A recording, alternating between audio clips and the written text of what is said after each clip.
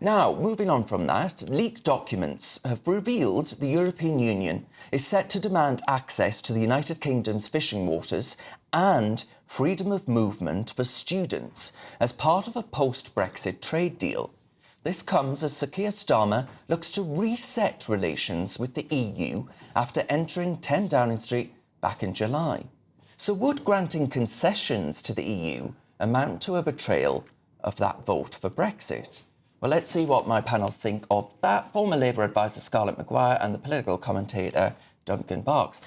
Scarlett, the fact of the matter is here, I don't think it was just limited to students, young people under the age of 30, right? That's the rumour. It was 18 to 30. Look, if you go into negotiations, when you go in, both sides are quite far apart, and then you come together. We want things, they want things. If we want them, we're going to have to trade. There will be some compromise, right? I mean, they're not going to get what they want. We're not going to get everything that we want. I mean, one of the things is actually the first thing that everybody, a lot of people are desperate for is what's called the veterinary stuff, which is that you can send animals in and out, and actually remember, we haven't had a deal. That's the problem. Is that we've had all this stuff, and mostly it's been stuck because of Northern Ireland. That's where it all gets silly. And so if we want a deal, right, it's not going to be like Boris Johnson promised, that we're going to have everything. Plus, is that if we want a deal, we're going to have to compromise. So we've got to decide what it is we want and what we compromise on. Duncan, the compromise part is the worry here, because a lot of viewers are of the view that actually the man would sell us out faster than Prince Andrew. Yeah. Allegedly. I'm sympathetic to that view, and I think Scarlett's right. This is the beginning of horse trading, right? And this is how it works. But I think you're right as well, Darren. You're dealing with a man who, in my view, Sir Keir Starmer, I think will have a bias towards doing whatever he can to get us closer to the European Union again. I also don't think he's the strongest of leaders. Listen, I don't want to rehearse the Brexit arguments of 8 years ago. I think we all have the scars. I wanted Brexit to work. I believe any country, if it wants to be its own independent country, should be. There was a mandate there, but the political class in this country let the people down. Mm-hmm. And Brexit didn't turn out to be the Brexit that I think a lot of people voted for.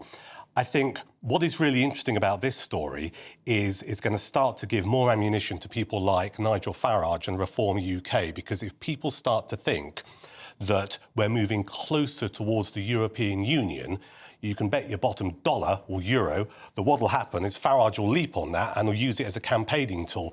And the problem is the Conservatives fought tooth and nail with each other over Brexit. Labour tried to stop Brexit. Reform can clear up here. And I think, you know, unless Starmer is really hard in these negotiations, you're going to see Reform UK leap on that. I used to have to use the razor that my ex-girlfriend used to shave her legs. It scratched me and it made me feel weird. But fear not, because Manscaped is back with a game changer. This isn't just any old shaver. We're talking about the Chairman Pro Electric Foil Shaver with 2 interchangeable skin-safe blade heads. One for that baby smooth look and another when you want to keep it a bit rugged. Get this, it's waterproof. You can use it in the shower, by the pool, or even while scuba diving if that's your thing. This beauty runs for 75 minutes on a single charge. That's enough time to shave your face, your mate's face, and still have juice left over for touch-ups. You'll also get their Power Shave Gel for a proper wet shave experience, and a face shave soother to keep your mug looking fresh and irritation-free. It's like having a barber in your bathroom, minus the awkward small talk. Click the link in the description and use the code GBN for a whopping 20% off and free shipping with the code GBN at manscaped.com. Join the 11 million blokes worldwide who trust Manscaped. Your face will thank you, and so will your wallet. And Scarlett, the key point there, which is a good one, is that actually you have an incoming administration in the United States of America as well. We're looking at a time in which France and Germany, both the top players within the European Union, have political turmoil at the moment. I think it's safe to say that's probably an understatement. Yes, I think you're correct, Darren. So surely Sir Keir Starmer's going to be stuck between a rock and a hard place here, with the Americans wanting him to be closer to them and the EU saying, actually, we could do with Britain right now. Yeah, but what we have to understand is that the reason we haven't so far got a trade deal with America was because that had to be a deal too, right? And I think one of the things they were offering us that we really didn't want was chlorinated chicken. I mean, what we have to look at is I think the latest poll said that people were willing to go, they wanted to go back into the single market, because actually the problem is that the deal or the non-deal we've got at the moment is costing us a lot of money. So we've got to see. But as far as the under 30s go, we've got that deal with Australia and New Zealand, you know. My daughter spent 2 years in Australia working, playing, doing all sorts of things quite happily. We have masses of Australians and New Zealanders over here. I mean, actually, when we used to have young people from Europe over here, I have to say, they worked they worked incredibly hard. They worked in the cafes. Everywhere you went, you found young Europeans, and then they were at the universities. I don't quite understand why we're so against having young people from Europe and allowing our young people to go to Europe. I mean, that would be the deal. I mean, on that point there, the immigration point, 1.5 million homes Labour are saying they want to build. Yeah.